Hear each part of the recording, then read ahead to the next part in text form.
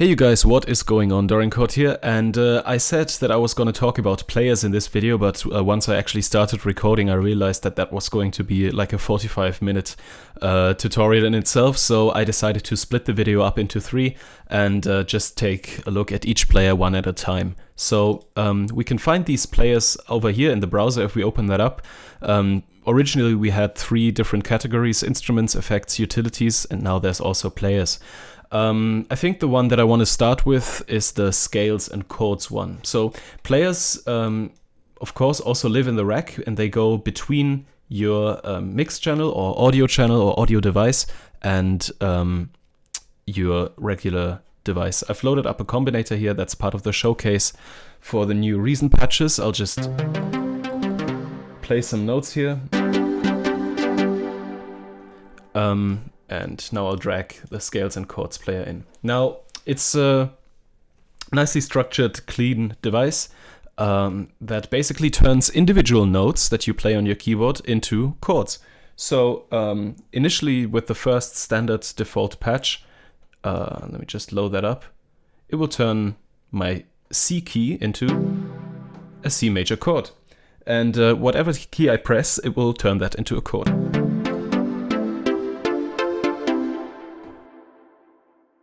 Now, I've just reset the device, and let's take a look at the individual elements.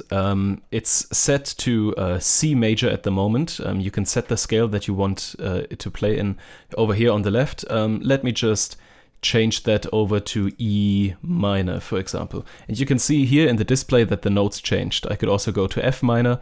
Now, all the notes that are going to be played by this device are activated.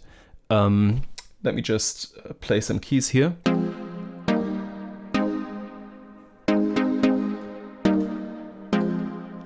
You can see that even when I press the A, which is not originally on the scale, it snapped to the next notes that are logical for the scale. So even though I'm pressing A, the arpeggiator is actually playing a G sharp, a C, and a D sharp. So basically, you can set the device to the scale of your song and just hitting random keys, and it will almost always sound good, or pretty much always sound good.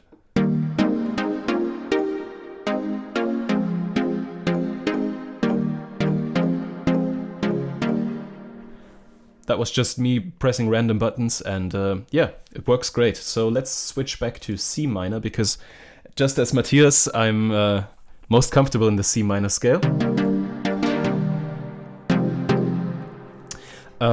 The next section would be the filter notes. So as I said, no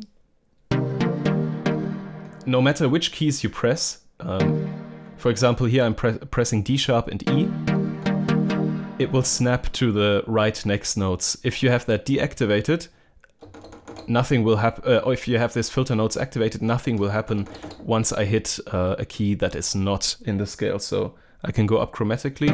C is on the scale of C minor, so it gets played. C sharp is not, so it doesn't get played. D gets played, D sharp gets played, and E doesn't get played, and so on and so forth. So that's quite useful if you want to practice your scales a little bit. You can see, or you can hear what is being blocked out. Quite nice that they implemented that feature.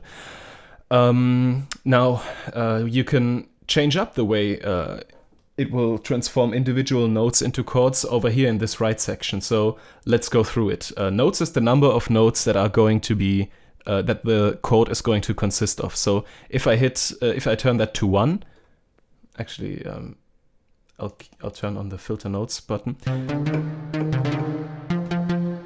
I can play this instrument just like any other instrument. Each key corresponds, or each key corresponds to each individual note.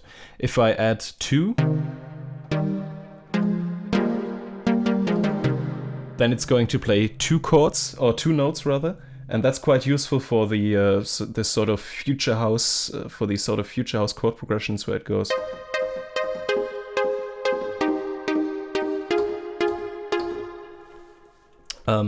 For 3 notes, it will also add the 5th. And if you turn the value up to 4 or 5, it will add some odd notes in there. So that's the 7th, and that's the 9. And there you've got some really housey, funky, jazzy chords. Inversion is also really interesting. If you've had a bit of musical theory, you know that apart from sounding higher and lower, G2 is not any different from G3 when it comes to how chords are made up. So here we've got the basic C minor chord. Now if I turn the inversion from 0 to 1, you can see that it took the root note and transposed it up by an octave, so that's what's called the first inversion. And it's still the same chord, it just sounds different. If I turn it up to 2,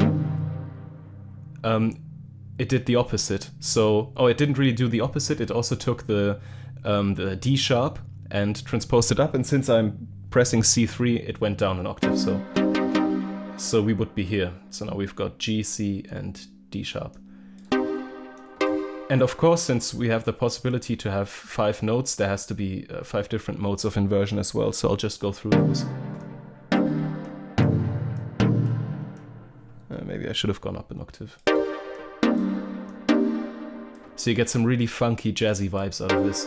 And please keep in mind, all I'm doing here is just pressing the same key over and over again. So I'm not playing chords here, all I'm doing is pressing one key. Now I'll go back to 3 notes and maybe to the first inversion, because I quite like that sound. And then let's move on to the open chords section. The open chords section is really nice. Actually, I should use more notes here, because it spreads the notes over a longer range. So if I just keep that off, you can see, actually I'll do this. This is a standard C minor chord, and it's all within the same octave range. So yeah, they are not farther apart than 7 semitones.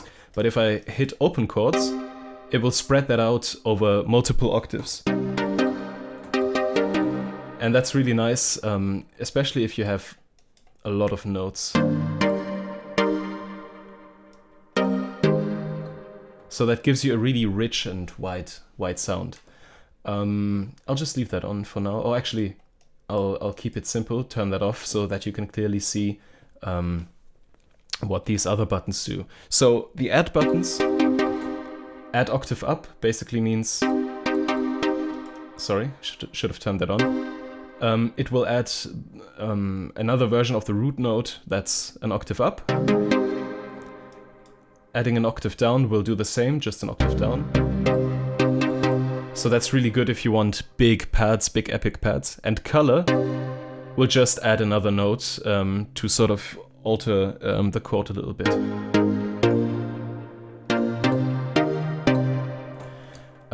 And speaking of altering, there's also an alter button.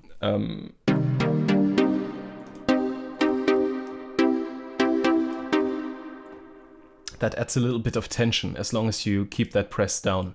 So you can't activate it, you actually have to hold it down, sort of like the tap in the echo. And that sort of works really well if you have a lot of notes. Let me just do this and then also spread those out with the open chords. So you can do sort of things like this.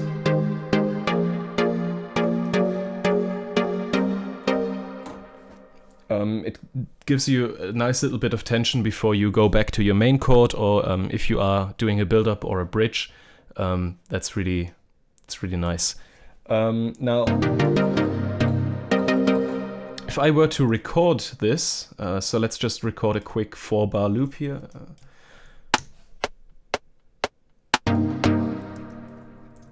Sorry, actually, I won't record it. I'll draw it into the sequencer, because that way you can see that it actually works with just using, single notes. So let's do a little bit of a 3-stepper here.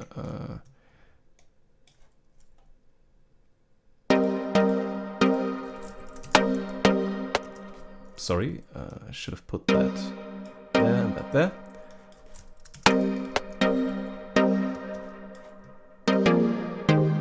Now let's go down, and then maybe let's go to F, and then G, just something really simple.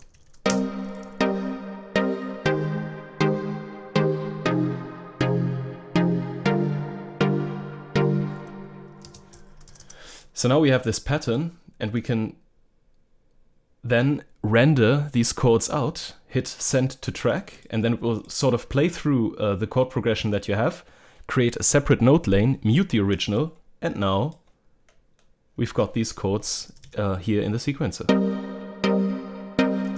Please also take note that it automatically bypassed the entire device, so you can immediately start changing the chords, so you could do some variations.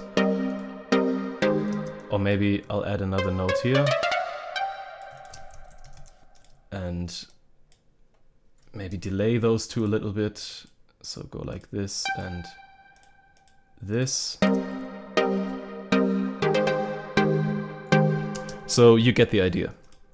So that's really interesting. What else do we have? Yeah, I think that pretty much covers it. Now, of course, these things get really interesting once you combine them with each other, but I'll keep that for a second video or another video, because I think the next player we are going to cover is going to be the note echo. And then once we've also covered the dual arpeggio, I'll see whether I can fit that into the dual arpeggio video, or whether I'll do a separate one on combining all these three devices to create some really interesting, intricate sort of music making machines. Yeah, so that was scales and chords. I think it's a really useful instrument when it comes to moments where you just don't have any inspiration. All you have to do is use some of the scales that are here, and there's a lot of scales. I mean, I've only used major and minor. There's also the more common sort of non-standard scales, but it goes into some really intricate ones as well. And of course, you can also just click the notes and create your own. So yeah, all you have to do is, again, I'm a big fan of C minor. And of course, activate it again. Yeah, all you have to do is just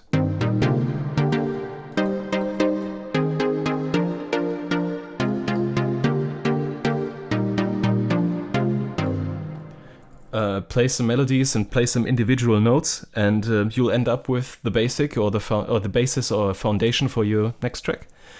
So yeah, really useful device. Big fan of it, and yeah, that was the video. So Dorian Code out. I'll see you next time.